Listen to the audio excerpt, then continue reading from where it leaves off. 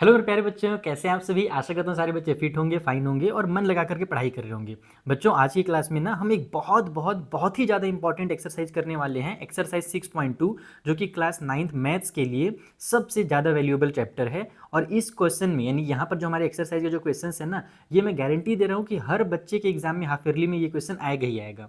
अगर तुम्हारे कोई भी एग्जाम होने वाले हैं आने वाले टाइम पे जिसके सिलेबस में लाइन्स और एंगल्स चैप्टर है, तो 6.2 से तो टीचर क्वेश्चन देंगे ही देंगे। और ये जितने भी क्वेश्चंस यहाँ पर हैं एनसीईआरटी की बुक में, वो सारे इंपॉर्टेंट है, चाहे तुम किसी भी बुक से पढ़ लो।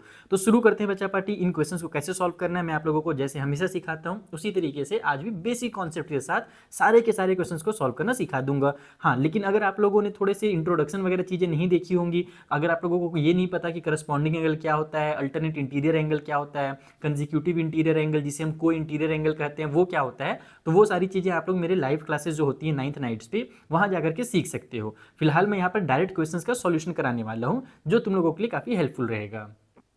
तो देखो, जो हमारा पहला क्वेश्चन है ना, उसमें कुछ इस तरीके से डायग्राम दिया हुआ है जिसमें 3 लाइन दिए हुए हैं और ये तीनों लाइंस पैरेलल हैं। पैरेलल मतलब एकदम सीधा सीधा चल रही हैं, कभी भी आपस में एक दूसरे को टच नहीं करेंगी। तो इस तरीके के लाइंस को हम पैरेलल लाइंस कहते हैं।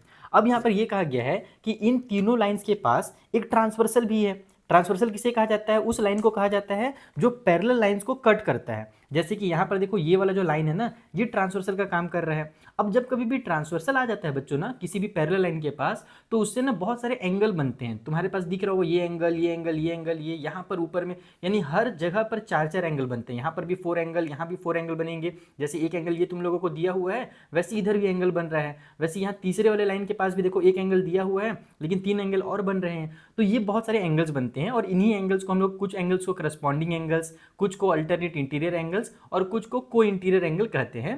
चलो अब यहाँ पर हम लोग इस क्वेश्चन में क्या दिया गया है उसे समझते हैं।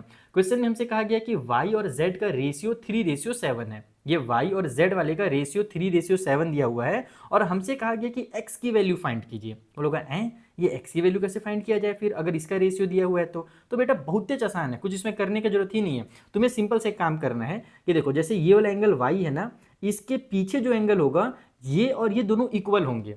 अगर ये y है तो ये वाला एंगल भी y होगा।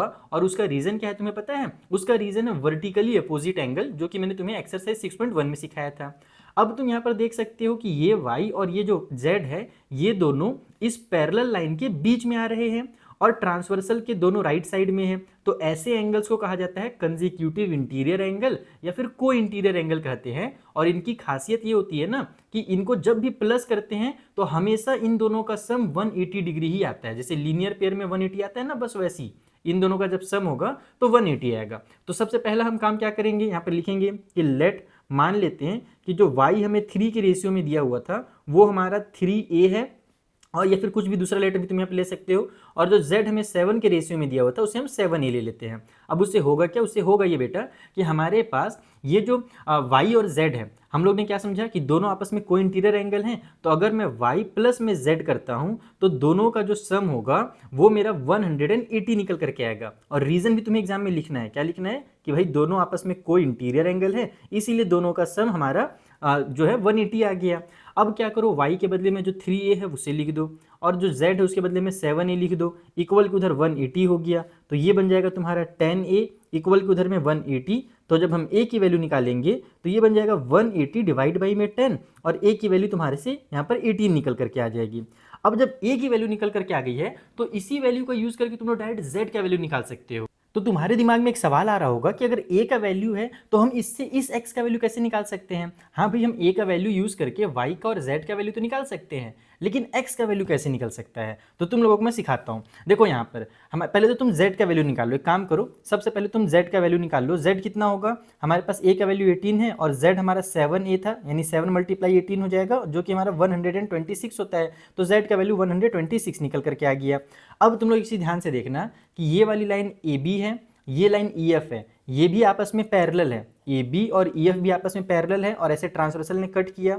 यहाँ पर एंगल x बना हुआ है, यहाँ पर एंगल z बना हुआ है। और ये दोनों एंगल कैसे एंगल हैं? दोनों अल्टरनेट इंटीरियर एंगल हैं, जिसे हम z वाला एंगल भी कहते हैं। देखो ऐसे जो एंगल बनता है ना, इसे z वाला एंगल कहा जाता है प्यार से, और एक्चुअल में इसका नाम होता है अल्टरनेट इंटीरियर एंगल। और इसकी खासियत ये होती है कि ये दोनों हमेशा इक्वल होते हैं। तो हम यहाँ पर लिखेंगे कि हमारा जो AB है वो पैरेलल है, किसके पैरेलल है?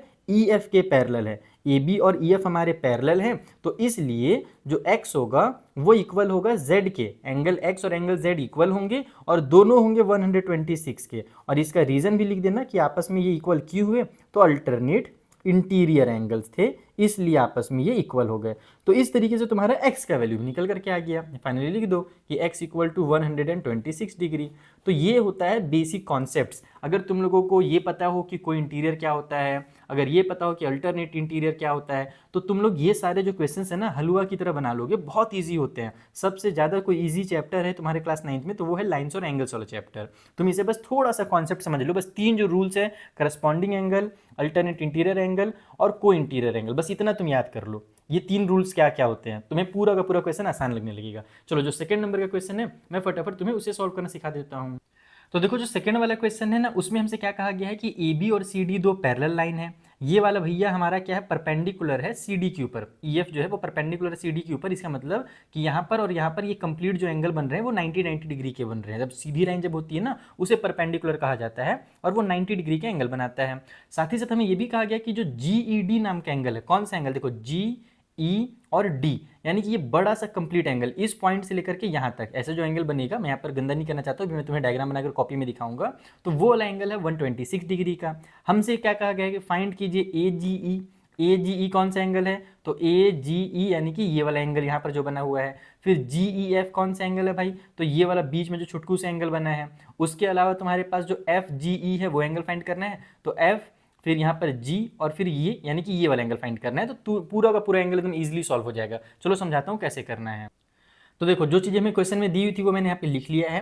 हमसे सबसे पहले क्या फाइंड करना, अच्छा जी ई डी कहाँ पर है वो बताना था मुझे ना। देखो जी ई डी कहाँ पर है, ये वाला, ये यहाँ से लेकर के यहाँ तक, ये जो कंप्लीट एंगल है ना ये है मेरा जी ई डी, जिसमें यहाँ से ये वाला जो पार्ट है ना इधर वाला वो 90 डिग्री का है। ये वाला पार्ट हमें दिया नहीं गया है, हमें ये भी फाइंड करना है। तो आराम से फाइंड कर सकते हैं। हमें पता है कि टोटल जो जी ई डी है वो 126 का है।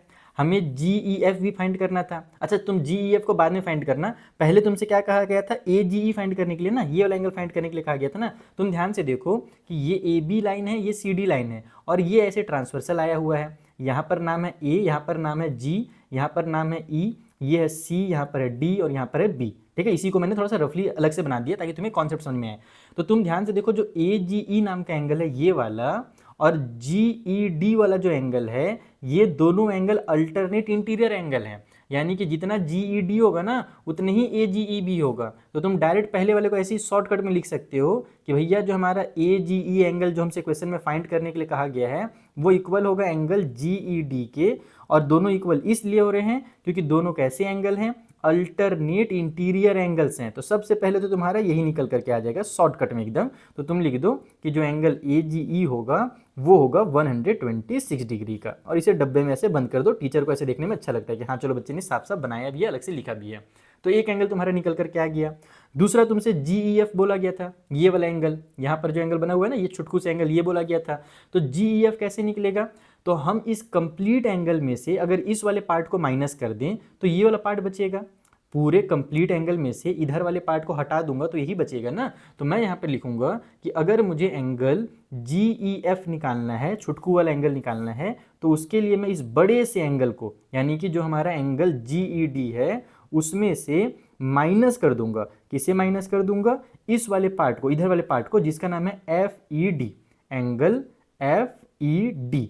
अब बोलोगे सर कैसे निकलेगा यहाँ से, तो देखो तुम लोग, ये जो हमारा एंगल जी ई एफ है इसको ऐसे ही रहने दो। जी ई डी का वैल्यू 126 दिया हुआ है और जो एफ ई डी है बेटा वो ये वाला एंगल है जो 90 डिग्री का है। तो यहाँ पर हम -90 लिख देंगे, बस आंसर आ गया। देखो angle G E F equal to हो गया तुम्हारा 36 डिग्री। कितना आसान है मैथ, सोचो तुम लोग कितना बेसिक है एकदम ना। बस थोड़ा सा मन लगाकर पढ़ो बच्चों, हल्का सा मन लगाकर पढ़ोगे ना आईएएस बन जाओगे, टेंशन ना लो तुम लोग। आईएएस बनना बहुत मुश्किल काम नहीं है। हाँ वो मैं अलग बात है, मैं नहीं बन पाया क्योंकि मैं बनना ही नहीं चाहता था। तुम लोग बन सकते हो लेकिन ठीक है, मजाक कर रहा हूँ। आगे बढ़ते हैं। अगला क्या था भाई, एफ जी ई फाइंड करना है। कहाँ पर है भैया एफ जी ई, एफ ये रहा, जी ये रहा और ई ये रहा, यानी कि हमें ये वाला एंगल फाइंड करना है। तो हम क्या कर सकते हैं, यहाँ पर देखो बहुत सारे तरीके हैं। यहाँ पर हम लोग इसको राइट एंगल यानी 90 डिग्री यहाँ पर भी ले सकते हैं और हम लोग एंगल सम प्रॉपर्टी से भी इसको फाइंड कर सकते हैं। तो मैं दो तरीके में समझाता हूँ। पहला है एंगल सम प्रॉपर्टी वाला जो थोड़ा लंबा तरीका है। यहाँ पर अगर राइट एंगल है ना तो ये वाला एंगल भी राइट एंगल होगा, 90 डिग्री का एंगल होगा।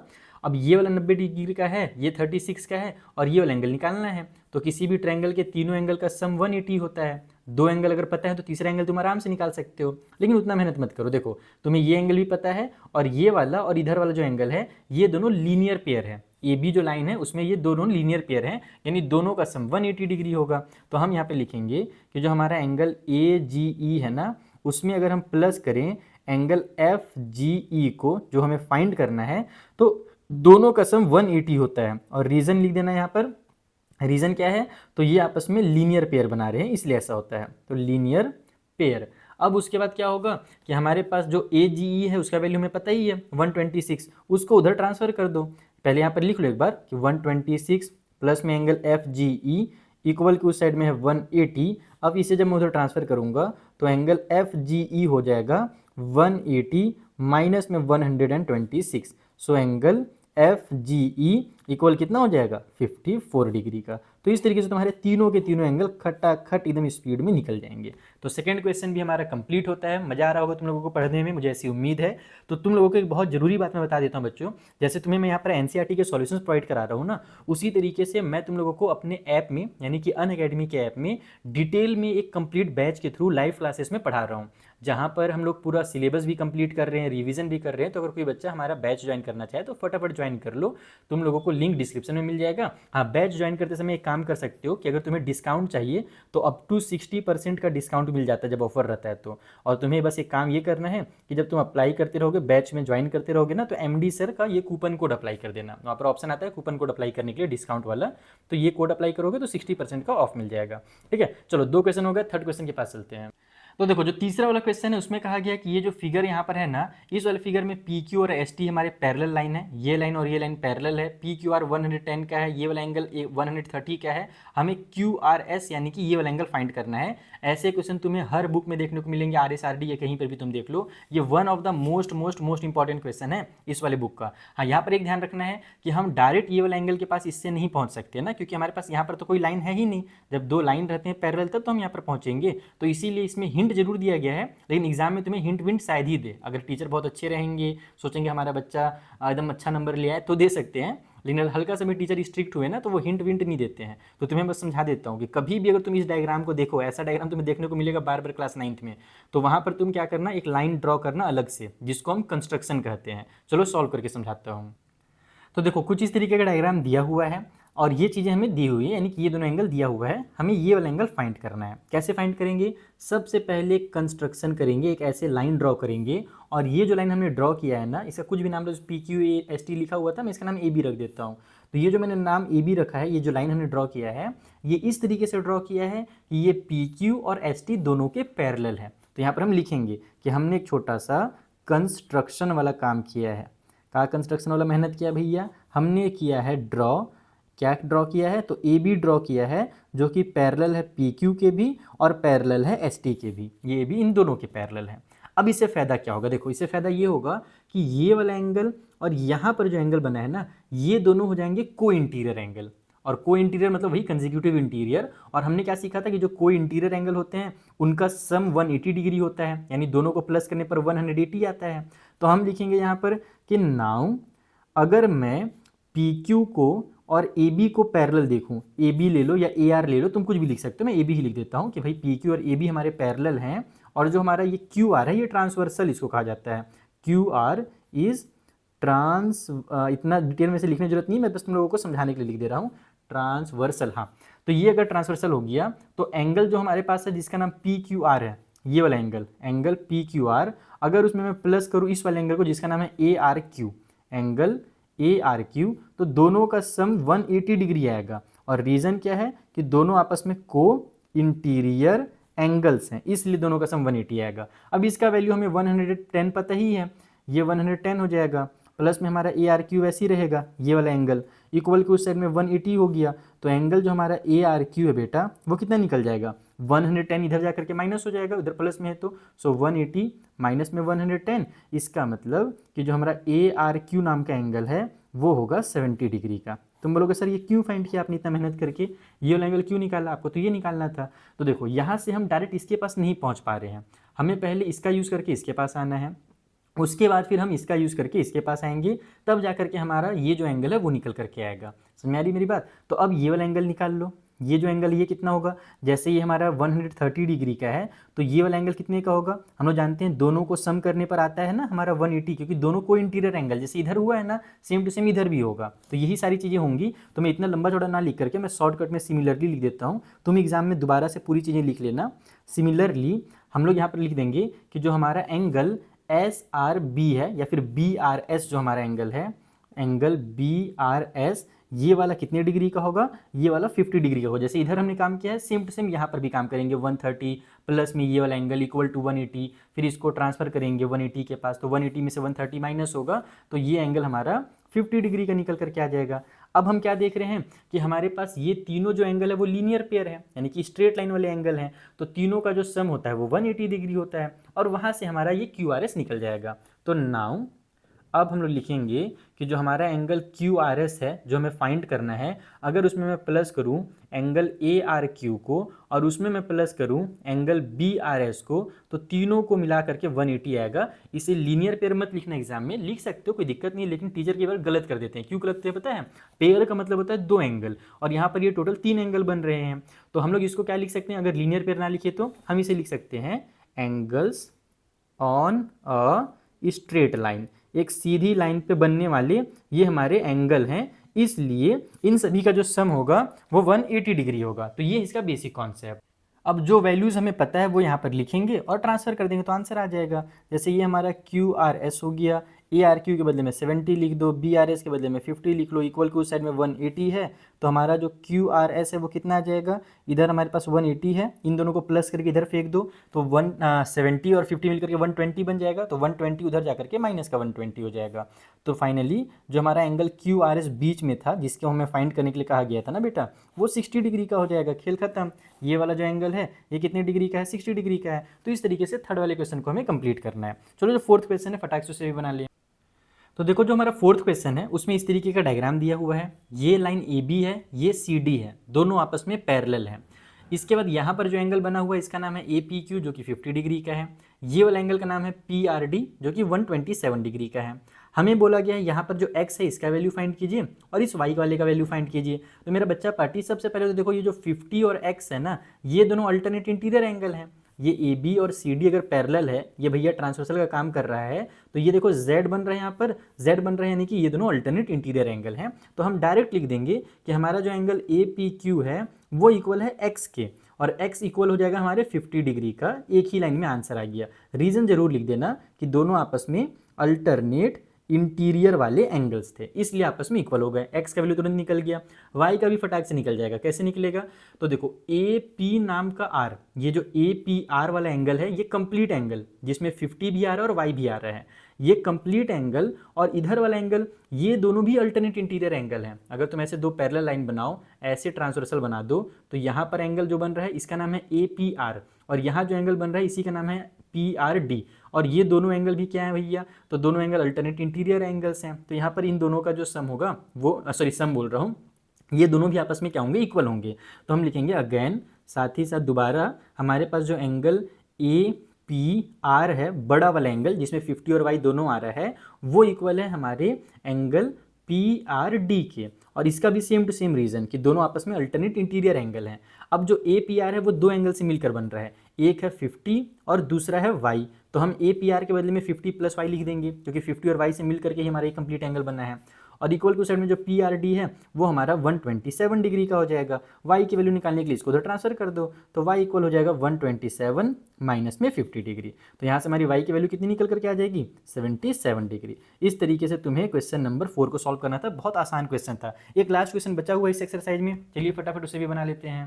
तो देखो ये जो फिफ्थ वाला क्वेश्चन है इसमें कहा क्या गया है, इसमें कह रहा है कि PQ और RS जो है वो दो मिरर हैं। ये वाली लाइन और ये जो लाइन तुम्हें दिख रही है PQ और RS जिसमें ऐसे बना हुआ है ना, ये एक्चुअल में मिरर को यहाँ पर शो कर रहा है कि ये भी मिरर है, ये भी मिरर है, आमने सामने रखे हुए हैं, और ये दोनों प्लेस हैं पैरेलल टू ईच अदर, यानी कि ये एकदम पैरेलल हैं, जैसे लाइन पैरेलल होता है वैसे ये दोनों भी पैरेलल हैं।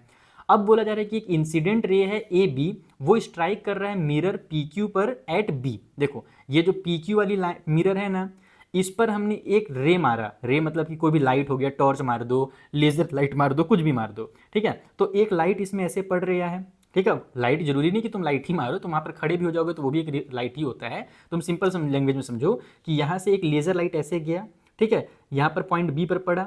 अब बी पर पड़ा तो भैया मिरर की तो खासियत है, रिफ्लेक्ट करेगा ही करेगा, तो वो रिफ्लेक्ट होकर के ऐसे आ जाता है यहाँ पर पॉइंट सी तक, और फिर जब सी पर आ जाता है तो फिर यहाँ से वो वापस चला जाता है डी के पास, यानी ऐसे ऐसे ऐसे घूमने लगता है इस एंगल से मारने की वजह से, ठीक है। B C and strike the mirror R S S C and again reflect back to along C D, यानी इस तरीके से ये आगे बढ़ रहा है, ऐसा लिखा गया है। हमें प्रूव क्या करना, हमें प्रूव करना है कि ए बी और सी डी, ये वाली लाइन और ये लाइन भी आपस में पैरेलल है। हमें ये लाइन और ये लाइन आपस में पैरेलल शो करना है। ध्यान रखना, पहले जो चीज़ें वो पैरेलल दी हुई रहती थी, हम रूल को अप्लाई करते थे, अब हमें इन दोनों को पैरेलल शो करना है। तो उसका एक बेसिक सा तरीका है, चलो समझाता हूँ कैसे होता है वो।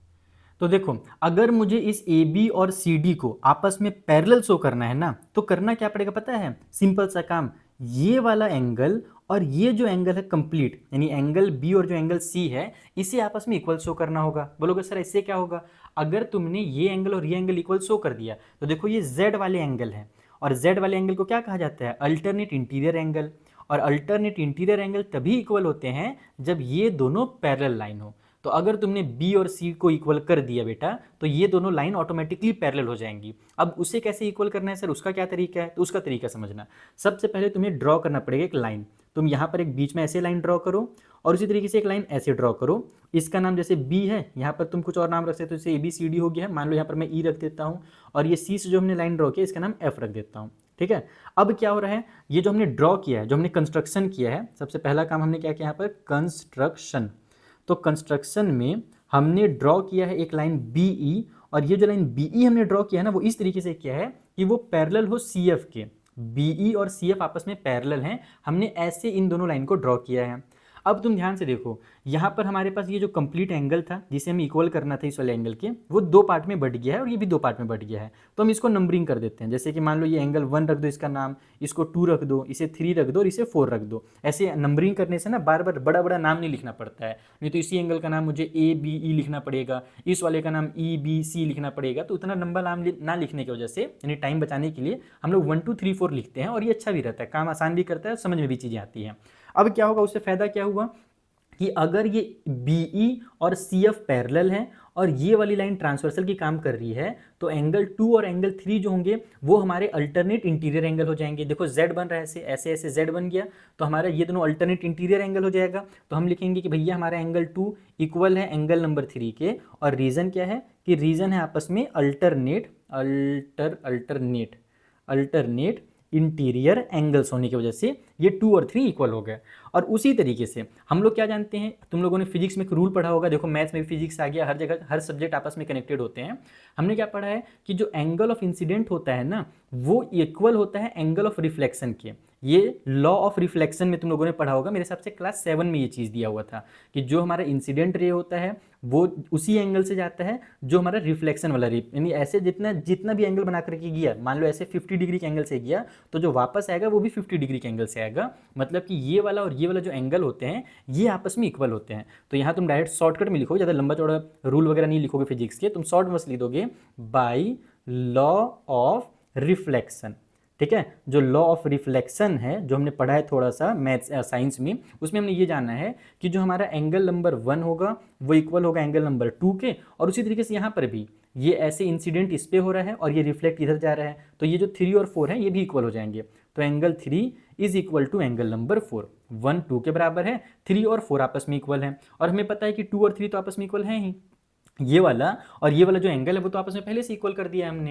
अब तुम लोगों को जो दो इक्वेशन मिल गए हैं इनको आपस में ऐड कर दो, इसको इक्वेशन नंबर 1 नाम दे दो, इसको इक्वेशन नंबर 2 नाम दे दो। तो यहाँ पर हम लिखेंगे add equation 1 and equation number 2। तो ऐड करने से क्या फ़ायदा होगा, हमारा एंगल 1 प्लस में एंगल 3 लेफ्ट साइड में होगा, और राइट साइड में हमारा एंगल नंबर 2 प्लस में एंगल नंबर 4 आ जाएगा। लेकिन इससे कुछ फ़ायदा नहीं हो रहा है क्योंकि 1 यहाँ पर है, 3 यहाँ पर है, मुझे 1 और 2 चाहिए, 1 और 2 मिल करके मेरा कंप्लीट एंगल बी बन रहे हैं।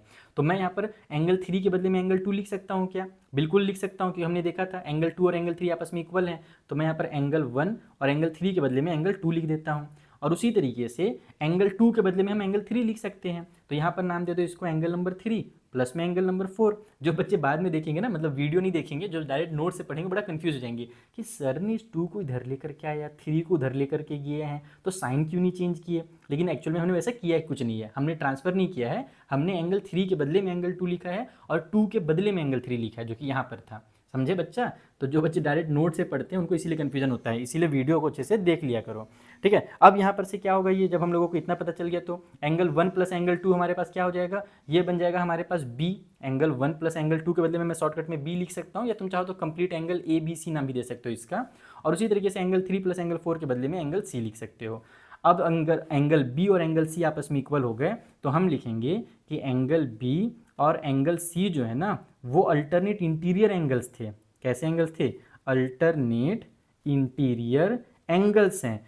इसलिए हमारा जो अगर अगर ये दोनों इक्वल हो गए, देखो अल्टरनेट इंटीरियर एंगल तभी इक्वल होता है जब लाइंस पैरेलल हो, तो इसका मतलब जो ए बी है वो पैरेलल होगा सी डी के। तो इस तरीके से तुम्हें इस क्वेश्चन को प्रूव करना था। आई होप तुम्हें अच्छे से समझ में आ गया होगा। तो हो गया बच्चा पार्टी, आज से क्लास में इतना ही करते हैं। अब मिलेंगे हम लोग अगली क्लास में। हाँ, तुम लोगों को अगर नोट्स वगैरह डाउनलोड करना हो तो फ्री में डाउनलोड कर सकते हो, टेलीग्राम पे मैंने सारे नोट्स अपलोड कर दिए हैं। और जैसे कि मैंने तुम्हें शुरू में बताया था कि हमारे आरएम बैच में तुम लोगों को अगर पढ़ना है तो फटाफट इनरोल कर लो, MD sir coupon code apply करना, तुम्हें 60% का ऑफ मिल जाएगा। चलिए मिलते हैं हम लोग अगले वीडियो में। अगर तुम्हें वीडियो पसंद आया हो तो लाइक सब्सक्राइब और जो जो चीज़ें होती है सब ठोक डालो, अपने फ्रेंड के साथ शेयर कर डालो, ताकि ज़्यादा से ज़्यादा बच्चों को इस वीडियो से फ़ायदा मिल सके।